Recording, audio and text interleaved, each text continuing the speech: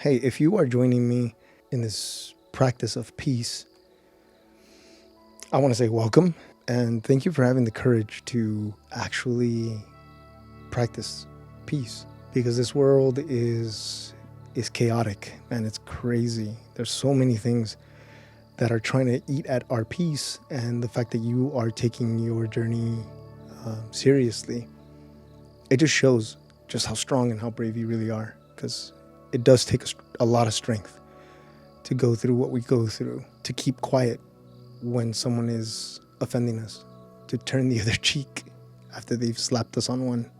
It's really, really hard. But I want to thank you and congratulate you for your courage. In my previous video, I talked to you about my peace journal, and I just wanted to share a few things in today's video. A couple of things that I wrote that might help you along your journey. So one of the things that I wrote in my journal was, some people are rude, so bear them patiently. Some people are rude. You're going to come across people who are extremely rude. They can't control it. They can't help themselves. They had a bad day. They had an argument with their spouse. Their job is extremely difficult. They're tired. They don't have time for themselves. They don't know who they are anymore.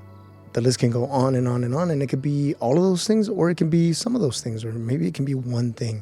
But the point is that they're going through something, and at some point of their day, they come across you, and they take it out on you. Some people will express their rudeness in their body language. You can see the way that they're looking at you, maybe a stare or something in their attitude of what they actually say is rude. Others actually use rude words to harm you. And others will actually do something physical to harm you and to be extremely rude, like they'll throw something at you or snatch something from you. Either way, you will come across people who will be rude.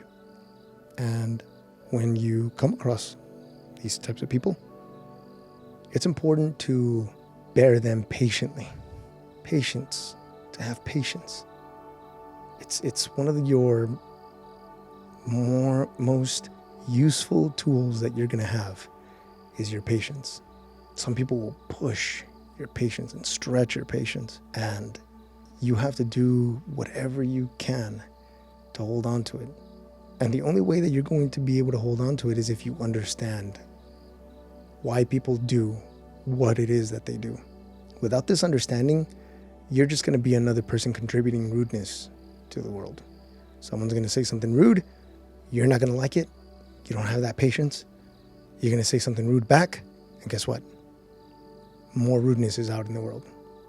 And what's likely going to happen is you're going to take that interaction and you're going to be upset about it. And then you're going to go home and give it to someone else. Your spouse, your kids, your parents. So patience is key here. But before patience comes understanding. You have to say, hey, this person is upset or is rude, but it has nothing to do with me. That's theirs. That's theirs. Think about it like someone who wants to give you a gift that you don't want. You don't have to take it. You could say, no, thank you. And then who does that gift belong to? It still belongs to them. You don't have to take a gift that you don't want. In order for you to have that kind of patience, you need to practice understanding. Practice understanding why people do what they do. And this is simple. All you need to do is turn your attention inwardly and ask yourself, when I'm rude, what is the real reason for my rudeness? And you'll see. Impatience is one of it. Frustration is another. Believing that the world is unfair. Maybe you got into an argument with your spouse. Maybe you got into an argument with your boss. Maybe you asked for a raise and your boss denied you, so you feel angry. Maybe a promotion was given to someone who's less qualified than you, who's less loyal to the company as you. And so you're frustrated and you're angry and you take it out on people who have nothing to do with that thing, right? So if you know why you are rude to others and someone is rude to you, apply that understanding and be patient. Bear them patiently. Because you know what? They're going to go. They're not going to be there anymore. It's not a forever thing. At one point, they're going to say what they say, do what they do, and they're going to be gone. And then meanwhile, that rudeness, that frustration stays with you for a few minutes, for an hour, for the rest of the day, for a week. You get where this is going? Like, it's unnecessary, man. Unnecessary. So do your best to be patient with others like you want them to be patient with you.